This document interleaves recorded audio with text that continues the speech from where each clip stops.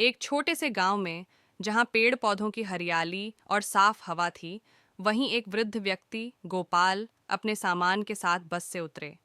गोपाल का जीवन संघर्षों से भरा था, लेकिन उसकी आंखों में एक खास चमक थी। उसकी उम्र लगभग 68 वर्ष थी और उसने अपनी जिंदगी में बहुत कुछ देखा था। गांव की ओर लौटते समय गोपाल ने अपनी पुरानी यादों को ताज़ा किया। वह सोच रहा था कि कैसे उसने जीवन के विभिन्न पड़ावों को पार किया। बस की खिड़की से बाहर देखते हुए वह अपने गांव की यादों में खो गया।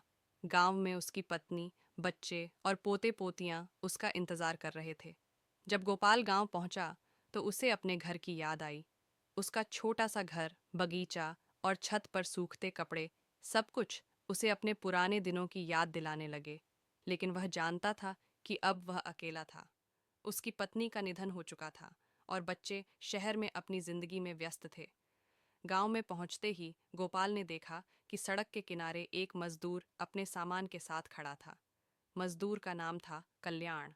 उसकी उम्र लगभग 30 वर्ष थी और उसकी आंखों में संघर्ष की झलक थी। गोपाल ने उससे मदद मांगी। बेटा, क्या तुम मेरे सामान को घर तक ले जाने में मदद करोगे?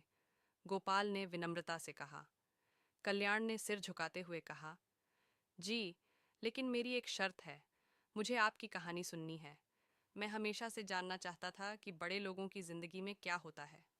गोपाल ने सहमति दी और सामान को लेकर चल पड़े। उसने अपनी कहानी सुनाना शुरू किया। मैं एक किसान का बेटा था।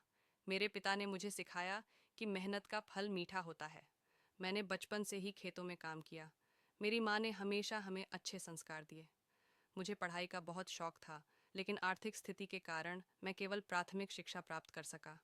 जब मैं बड़ा हुआ तो मैंने अपने पिता की मदद करने के लिए खेती शुरू की। लेकिन जब सूखा पड़ा तो हमें बहुत मुश्किलों का सामना करना पड़ा।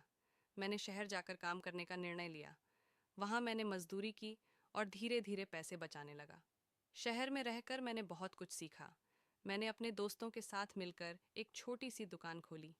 पहले तो सब कुछ ठीक चल रहा था, लेकिन फिर से एक आर्थिक संकट आया और मुझे सब कुछ खोना पड़ा। लेकिन मैंने हार नहीं मानी। मैंने फिर से मेहनत की और आखिरकार अपने पैरों पर खड़ा हो गया। मेरा सपना था कि मैं अपने गांव में एक स्कूल खोलूं ताकि बच्चे अच्छी शिक्षा प्राप्त कर सकें। मैंने उस सपने को साकार करने के लिए पैसे इकट्ठा किए और गांव लौटकर स्कूल खोला। आज मैं गर्व से कह सकता हूं कि गांव के बच्चे पढ़ाई कर रहे हैं। कल्याण ने ध्यान से गोपाल की कहानी सुनी। उसकी आंखों में एक चमक थी। आपकी कहानी ने मुझे बहुत प्रेरित किया है। आपने अपने सपनों के लिए इतनी मेहनत की है। मैं भी अपने लिए कुछ करना चाहता हूँ। मैंने बहुत छोटी उम्र से ही काम करना शुरू किया। मेरे पिता की मृत्यु के बाद मुझे परिवार की जिम्मेदारी संभालनी पड़ी। मैंने कई काम किए, लेकिन हमेशा से मेरी ख्वाहिश थी कि मैं एक अच्छा व्यवसाय शुरू करूं। लेकिन मेरे पास हमेशा पैसे की कमी रही। मैंने सुना था कि एक दिन कड़ी मेहनत करने से सपने साकार हो सकते हैं। मैंने सोचा कि मुझे मेहनत करनी होगी। आज मैं यहाँ मजदूरी कर रहा हूँ, लेकिन मेरा सपना अभी भी जिंदा है। मैं अपनी छोटी सी दुकान खोलने का सपना देखता हूँ। गोपाल और कल्याण के बीच एक गहरा संबंध बन गया। गोपाल ने कल्याण को अपने अनुभवों से सिखाया और उसे प्रेरित किया।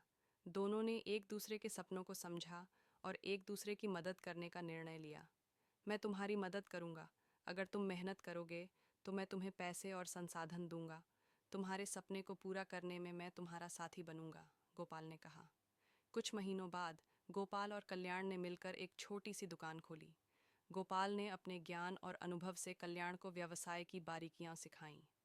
कल्याण ने अपनी मेहनत और दृढ़ संकल्प से दुकान को सफल बनाया।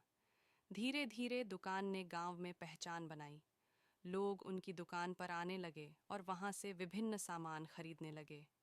गोपाल और कल्याण ने गांव के बच्चों के लिए शिक्षण सामग्री भी उपलब्ध कराई। गोपाल का सपना पूरा हो गया था और वह गांव में एक अच्छे नागरिक के रूप में जाने जाने लगे। यह कहानी इस बात का प्रमाण है कि सपने देखने से ही नहीं, बल्कि उन्हें साकार करने के लिए मेहनत और दृढ़ संकल्प की आवश्यकता होती है।